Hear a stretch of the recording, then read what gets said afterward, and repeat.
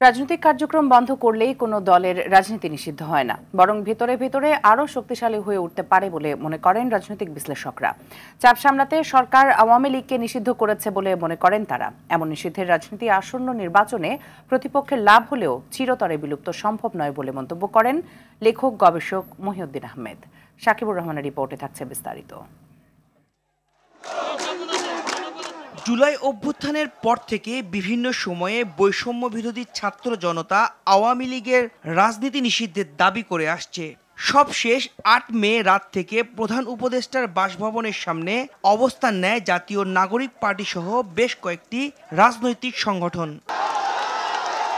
পরে ১০ মে আন্তর্জাতিক অপরাধ ট্রাইব্যুনালে আওয়ামী লীগ ও তার নেতাদের বিচার সম্পন্ন না হওয়া পর্যন্ত দলটির যাবতীয় কার্যক্রম নিষিদ্ধ করার সিদ্ধান্ত নেয় অন্তর্বর্তী সরকার। আওয়ামী লীগের যাবতীয় কার্যক্রম নিষিদ্ধ করার সিদ্ধান্ত গ্রহণ করা হয়েছে। রাজনৈতিক দল নিষিদ্ধের এমন রীতি বাংলাদেশে নতুন নয় বলে জানান রাজনৈতিক বিশ্লেষক মহিউদ্দিন আহমেদ। এটা বাংলাদেশে এটা নতুন না, বরাবরই হয়েছে। কখনো ঘরোয়া রাজনীতি, কখনো প্রকাশ্য রাজনীতি, সামরিক কর্তৃপক্ষে যখন যেটা অনুমোদন দিত সেটা হতো। প্রতিটি রাজনৈতিক দলের মধ্যে ক্ষমতার দ্বন্দ্ব স্বাভাবিক ঘটনা, এজন্য নিষিদ্ধ করার চেয়ে রাজনৈতিকভাবে মোকাবেলা জরুরি বলে মনে করেন অধ্যাপক আব্দুল লতিফ। রাজনৈতিকভাবেই মোকাবেলা করা উচিত। আমি বলেছি যে আপনি জনতার কাছে যান, জনতা বলুক আমরা তোমাকে চাই না। নির্বাচন আছে, জনসভা আছে, সংবাদপত্র আছে, পাবলিক অপিনিয়ন আছে। এমনি নিষিদ্ধ আছে সামাজিকভাবে, রাজনৈতিকভাবে নিষিদ্ধ, কিন্তু আইনানুগভাবেও নিষিদ্ধ দেখতে চাই। সেটা জনগণের ইচ্ছার কারণে, সরকারের পক্ষে জনগণের ইচ্ছার কাছে আর কিছু তো বাকি নেই।